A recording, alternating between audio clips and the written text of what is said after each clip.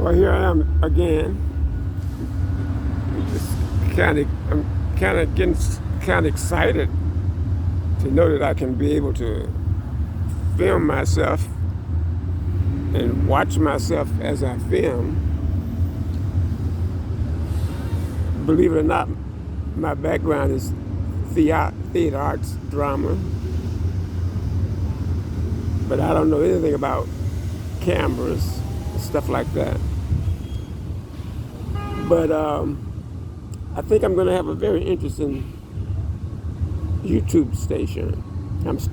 I'm again doing a second set. I'm at Dudley Street in Warren, still in Roxbury, when I first started my show. I've come out of the library, and now I'm sitting outside watching the buses go by and watch the cars go by. But I want to get you aroused because I'm going to be talking about some very serious things. Like now, a lot of things that people are not really facing right now is that we're getting ready to have a nuclear war. And people are just walking around not knowing that it's a bomb headed this way and nobody's getting us ready for it. But that's the story of another day. I'm still in front of the library in Boston, Mass. I'm sure you can hear the trucks. I'm sure if I sit here any longer, we will hear the sirens. Either way, we're going to see some chatter one way.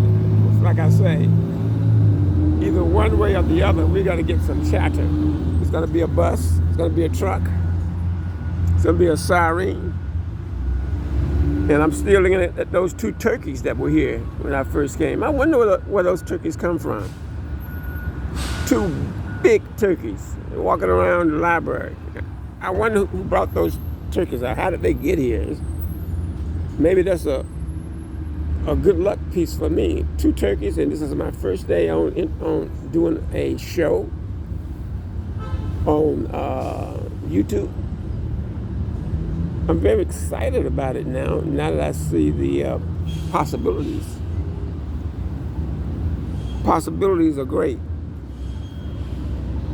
If I can get 100,000 people to buy my books, let's say 100,000 people pay $10 a piece for one of my books, that's 100,000. That's like $1 million. So my aim in doing this YouTube set is to get you excited so that you'll go and buy my books. And the thing is, if I could just get, just 1 million people, each paying $1 for one of my books, well, that's $1 million I could make off of writing books. Not bad, isn't it? Not bad at all.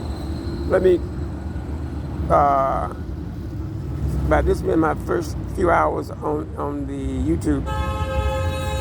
I guess you hear that horn, like I say. If I sit here any longer, you probably hear sirens. Dudley Street and Warren Street, Roxbury, Massachusetts. I remember when I was young, I used to walk these streets. I would walk from Dudley to downtown, to the south end. But now I'm an old man. The only thing I can do now is just sit here and reflect. And as I reflect, I think about what is the best thing that I can do to promote my books. It's a shame. I've written over 100 books published. Published. And I'm still a poor man. I've seen a lot of my stuff being used by other people. Like I'm looking at a TV show and I say, wait a minute. That looks like something that I cooked up. But that's the kind of world we live in. So I guess this is my last shot at it with this YouTube station. So right now I'm in my very first process. I'm just an infant on YouTube. You know, it's like a virgin. You know, I'm sort of like a virgin in a way, if you know what I mean. If you know any virgins, let me know. But I ended my last set indicating to you that I would be talking about the pride community. And I'll talk very serious about it because I think everything that exists, especially with man, is a serious matter. We live in a pretty rough world these days. And people tell so many lies. And some people are so gullible. And some people just do anything. And then some people just don't care. So we live in a difficult world now.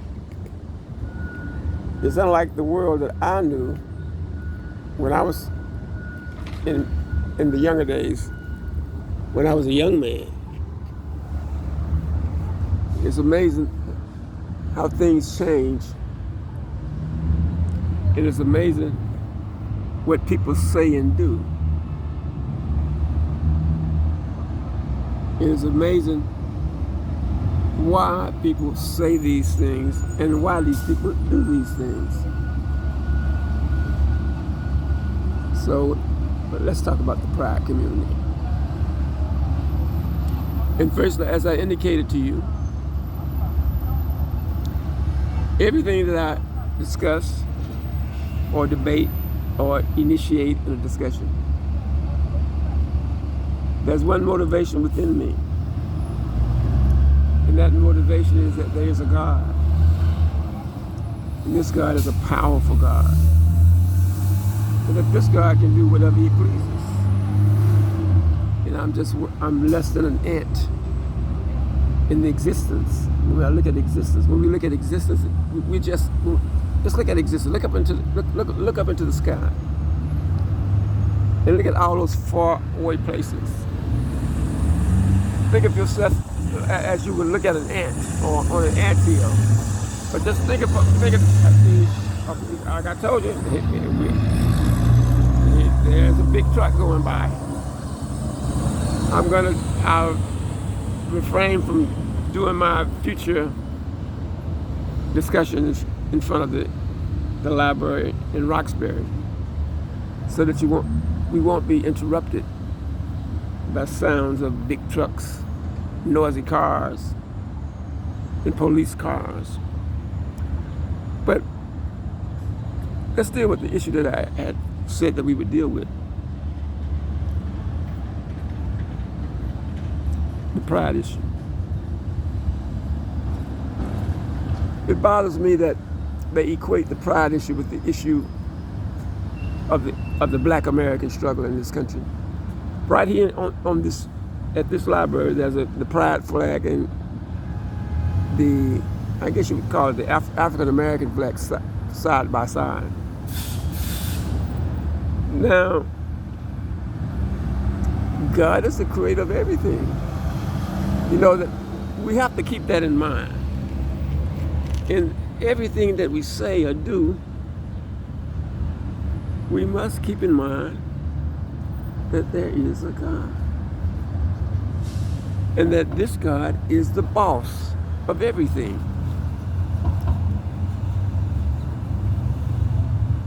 That pride community, if I understand it, you know, you have people who are born with two heads.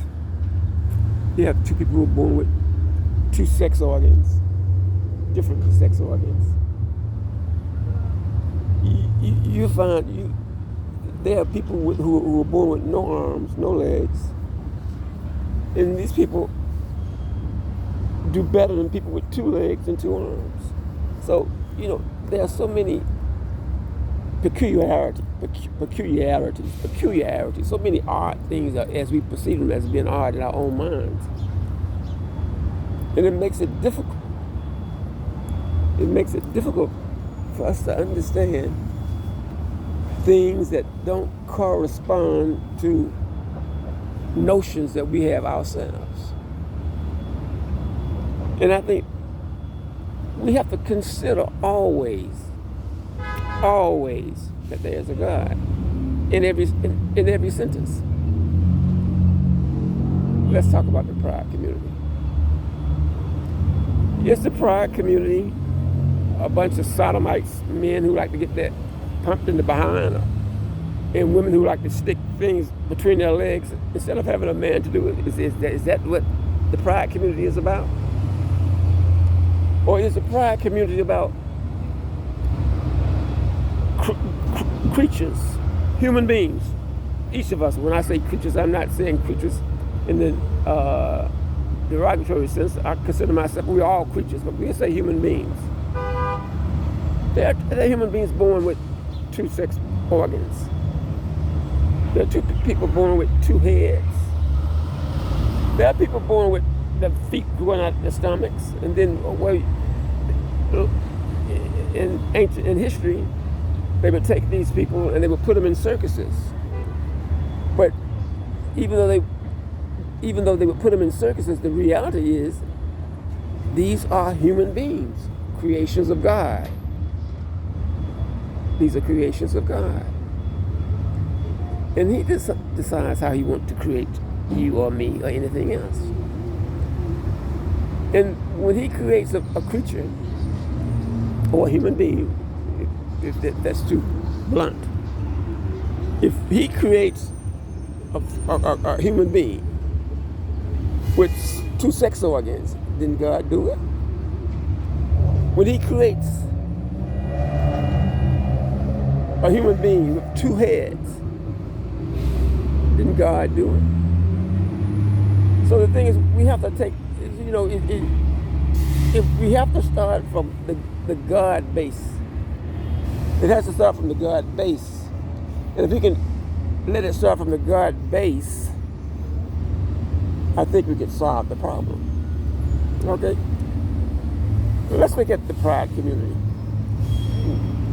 My interpretation, or my view of the Pride community is that these are people who God created somewhat different from myself, or these are the things that what we call not normal, but we call those things not normal. Those are things that we say that they are not normal. But we have to all realize that God did it. I hear people say, when I hear ministers say, well, God can't do, I said, God can do anything. I've heard ministers say, well, God can't do that. What? But when the minute someone says that God can't, when he says that to me, I can't listen to this person anymore. God can do anything. There's a philosophical question that they ask when you're a freshman at Tufts University and you're studying philosophy. One of the teachers or instructors in the philosophy department would ask you, can God create a stone so great that God cannot pick up? Yes, God can create a stone that he cannot pick up. God can do anything. What God does, we cannot understand, because God is much more powerful than we are. So God can do anything. So, can God create a man and a woman in the same body? Yes. It becomes a sociological thing. This person who's born with, and has two bodies, it's not like everybody's born that way on earth. But it is that most people are not born that way. And that person who's born with two sex organs, he's somewhat in a minority. Can I blame him for what God has done. Now, let's think about the penis and the rectum and the vagina. Generally, as I can understand it, most people are born with either a penis or a vagina. And most people are born with an anus.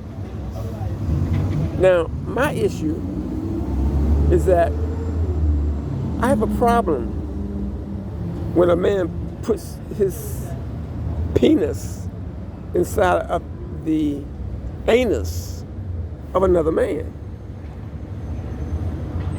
My question is, what purpose does it serve? It serves pleasure. But what productive purpose does it serve outside of pleasure? And when a woman takes a banana or an object like a banana and sticks it in her vagina, I think there's a problem there. Now, we're still talking about the pride community. Who are these people who are also created by God? That's how God created them. But God did not create some of us that way.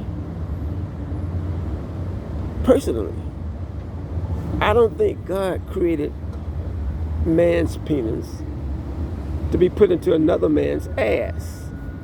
I find it difficult to accept. But if a man is born with a penis, or let's not say a man, if a human being is born with a penis and a vagina, didn't God do it? Now we have a different issue here. That's why I can accept the pride community. And there are many people like this all over the world. As they're not in the majority, but they exist. And that's why I say they have a right to exist, that God did not put them here. And then the holy prophet Jesus speak more of love than anything else. So, therefore, I would say, just like, when they were beating up the Africans, bringing them to America, making them slaves, kicking their behinds. I mean, when the white people were beating up the black people with their foot up the black people's asses and making them slaves. We know the history. That there were some white people who said, wait, something's wrong here. And they said, well, let's find a place for these Africans. And that's how the country of Liberia was and the country like Sierra Leone in West Africa.